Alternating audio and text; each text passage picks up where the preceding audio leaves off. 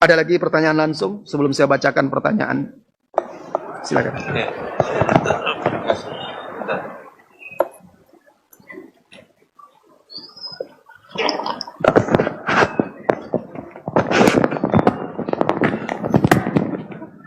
Bismillahirrahmanirrahim. Assalamualaikum warahmatullahi wabarakatuh. Assalamualaikum warahmatullahi wabarakatuh. Bertolak dari mengambil dalil dari firman Allah Subhanahu wa taala di surah Zukhruf tentang al-akhilla yawma idzin ba'duhum li ba'din aduwwun ilal muttaqin. Bagaimana cara memupuk persahabatan, persaudaraan di atas ketakwaan di dalam kondisi kegodaan dunia juga, yang kadang-kadang dalam merek akhirat, namun realitanya yang terjadi, yang dibicarakan juga urusan dunia, dan pergerakan yang kegiatan-kegiatan yang dikedepankan dunia juga di situ. Tidak ada yang menciptakan ataupun sedikit yang melahirkan kegiatan ketakwaan di situ. Jadi yang ditanyakan, bagaimana memupuk suatu perkumpulan, persaudaraan atau persahabatan di atas ketakwaan. Ya. Qala Allah Ta'ala al-akhillau yawma idzin ba'duhum li ba'din adu illa al-muttaqun. Orang-orang yang saling mengasihi, saling mencintai ketika di dunia, kelak di akhirat akan menjadi musuh, saling memusuhi satu dengan yang lain kecuali orang-orang yang bertakwa. Orang-orang yang bertakwa ketika di dunia mereka saling mencintai karena Allah, maka persahabatan mereka akan kekal sampai akhir hari kiamat, sampai akhirat mereka akan tetap bersaudara dan bersahabat. Bagaimana memupuk persaudaraan persahabatan di atas jalan Allah itu?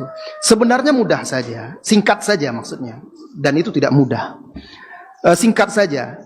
Jangan jadikan standar cinta dan benci, ridho dan tidak ridhonya kita itu dunia. Itu saja.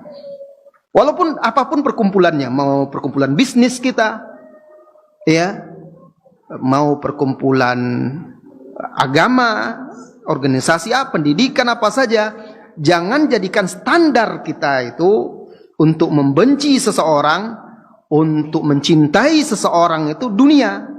Jangan jadikan. Standarnya itu ya karena Allah.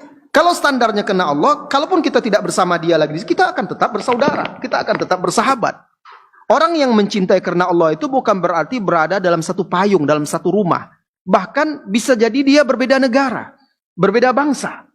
Bisa jadi dia yang satunya jauh di seberang lautan sana.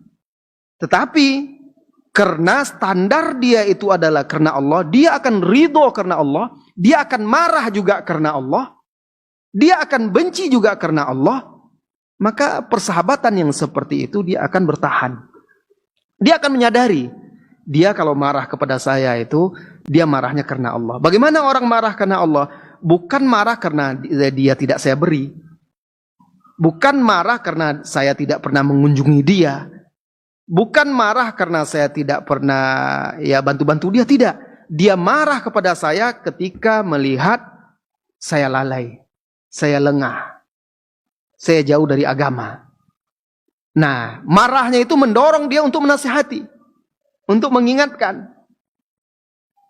Nah, karena dia mencintai saudaranya itu karena Allah, ketika dia marah, dia ingatkan dan dia nasihati, maka dia rahasiakan nasihat itu.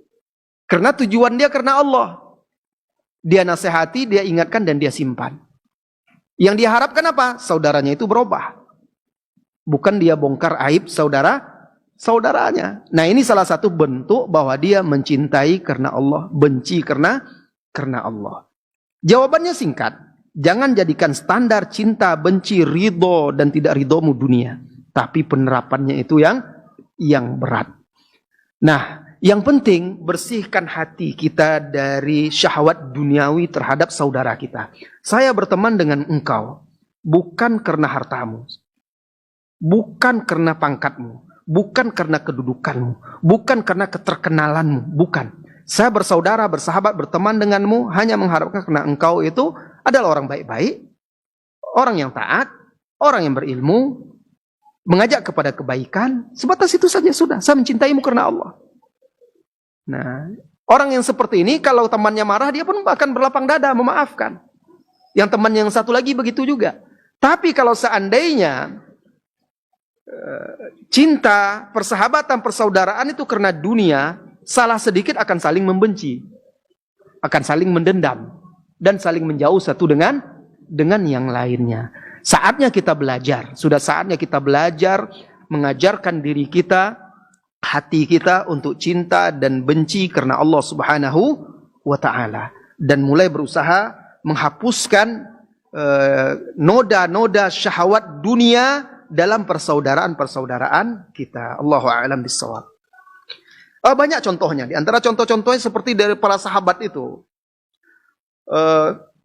Kadang mereka juga bertengkar dalam sebagian urusan dunia. Tetapi itu tidak membuat mereka saling membenci. Dan cepat mereka saling memaafkan. Karena biasa orang berselisih dalam masalah dunia kadang itu terjadi. Seperti yang terjadi pada sahabat Abu Bakar dan Rabi'ah. Mereka berselisih masalah batas tanah. Sebagaimana diriwayatkan oleh Al-Hakim di dalam Al-Mustadrak. Dan Al-Baihaqi juga di dalam As-Sunan, Sunan Kubro.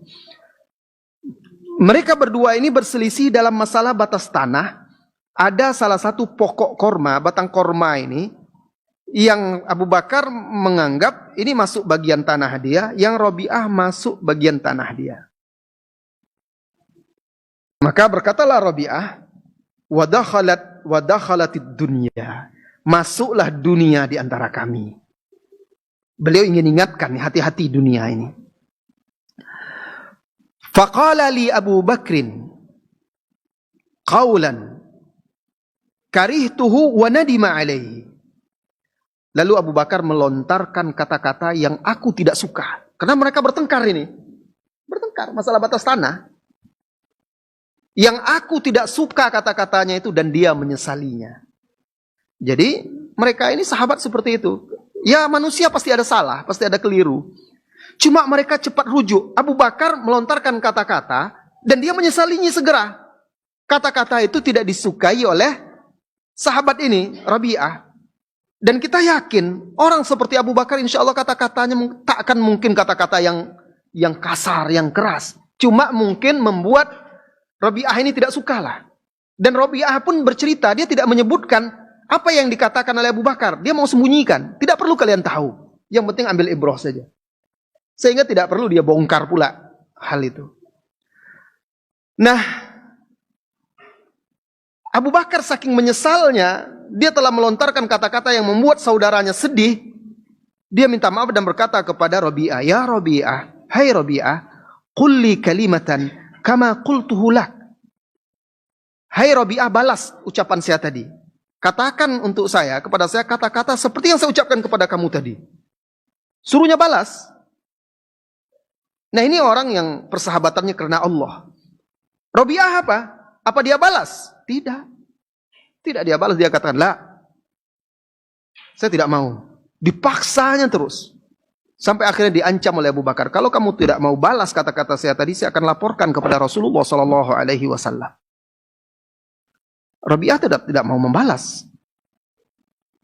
Akhirnya Abu Bakar pergi mencari Rasulullah SAW dan Rabi'ah khawatir nih kalau sampai kepada Rasulullah SAW. Abu Bakar cari Rasulullah SAW, dia ikut di belakang. Di tengah jalan bertemulah dengan orang-orang sukunya dari suku Al-Aslami. Orang-orang itu menghadang Rabi'ah, dia berkata, "Ya Rabi'ah, apa-apaan ini? Kenapa kamu diam saja? Yang memulai masalah ini adalah Abu Bakar, dia yang mengucapkan, melontarkan kata-kata itu, kok dia pula yang mengadu kepada Rasulullah SAW." Nah, ini pihak ketiga yang kadang sering menjadi kompor di antara sahabat-sahabat dan saudara. Rabi'ah tahu dan dia nggak mau. Dia katakan, "Pergilah kalian. Apa kalian tidak tahu siapa itu? Itu adalah Syekhul Muslimin, itu adalah orang yang dituakan oleh kaum muslimin. Itu adalah Abu Bakar Siddiq, sahabat Rasulullah sallallahu alaihi wasallam. Jangan sampai dia menoleh ke belakang lalu melihat ada kalian, kemudian dia marah, akibatnya Rasulullah akan marah pula nanti. Hancur saya. Pergi kalian. Tidak mau dia terima kompor-kompor orang tersebut. Dan di sini juga lihat bagaimana dia menghormati, menghargai orang yang dituakan. Abu Bakar ini orang yang dituakan, ditokohkan, yang paling dimuliakan. Dia hargai, walaupun dia lagi ada masalah. Orang di zaman sekarang kadang kalau sudah ada masalah, orang yang sudah dituakan, kadang ustadznya, gurunya, habis sudah dibabatnya. Ini, lihat Rabi'ah ini, mereka ada perselisihan, tetap dihargainya Abu Bakar, bahkan dia bela, jangan kalian macam-macam. Seolah-olah dia nggak mau orang ini ikut campur urusan mereka. Ini urusan antara dia dan Abu Bakar. Sampailah Abu Bakar radhiyallahu anhu kepada Rasulullah sallallahu alaihi wasallam dan dia ceritakan kejadian antara dia dengan Rabi'ah. Lalu Rabi'ah sampai pula kepada Rasulullah sallallahu alaihi wasallam. Rasulullah bertanya kepada Rabi'ah, "Ya Rabi'ah, apa benar yang diceritakan oleh Abu Bakar?" "Benar ya Rasulullah." Kemudian Rasulullah katakan, "Baik, Abu Bakar memintamu membalas, balaslah." Rabi'ah berkata, "Saya tidak mau membalasnya ya Rasulullah." Karena dia menghormati Abu Bakar. Kalau begitu, kata Rasulullah, ucapkanlah, "Ghafarallahu li Abi Bakrin." Kalau begitu kamu ucapkan, semoga Allah mengampuni Abu Bakar. Maka Rabi'ah pun mengatakan, "Ghafarallahu li Abi Bakrin." Selesai masalah. Nah begitu mereka menyelesaikan permasalahan mereka, tidak ada yang sampai ke hati, sampai dendam, kusumat dan segala macam. Ya, nah ini contoh bagaimana persaudaraan karena Allah Subhanahu wa Ta'ala.